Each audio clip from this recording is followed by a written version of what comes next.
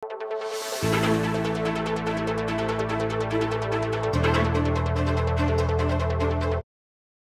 deklarayang Mayo ang timong Road Safety Month kapamilatanan ng Presidential Proclamation No. 115A.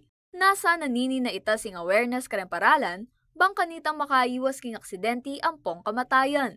Pasik nangon muna man imbelwan king economic at health-related na implikasyon king road practices de motorista. Agpang king World Health Organization o WHO, tutuklo laking 1.35 milyong katao rin maging biktima ng road traffic accidents king mabilo gayato. Buri ng sabyan, metong yang ni karemani munang sangkan ning kamatayan. King bangsa naman, agpang king Philippine Statistics Authority o PSA, at sula king libo-libong aksidente rin marerecord banwa-banwa, ang mamabot king migit 12,000. Ano ba yung statistics natin dito sa Central Luzon? So from 2023, galing po ito sa FHSIS.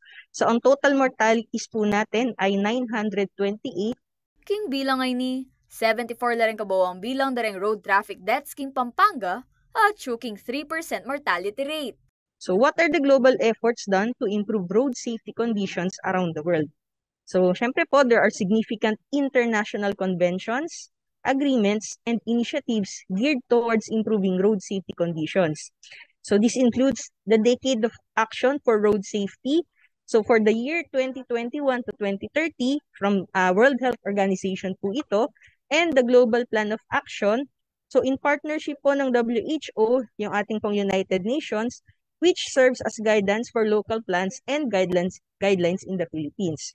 Banga din ang prioridad ng kabulasan at kaligtasan na rin kaya katamong kapamilya kabang at syukindalan, kailangan lang tukyan deng tutuki. Pamangawa at pamag-enforce ka rin batas king dalan kalupan ng pamaniwas king masyado mabilis sa pamagmaneho at drunk driving. Gumamit muna mang helmet o seatbelt. Importanteng paganan ing safe road behavior uling nungali, malyaring muli king negatibong epekto kalupan ng health, catastrophic socio-economic loss, at emotional trauma. Alimoy ni king biktima nuna ang karang kapamilya involved at agyang ing komunidad. Safety first is safety always. So, lagi po nating ipapaalala para po, actually, hindi lang po tuwing Road Safety Awareness Month, kundi araw-araw po, no?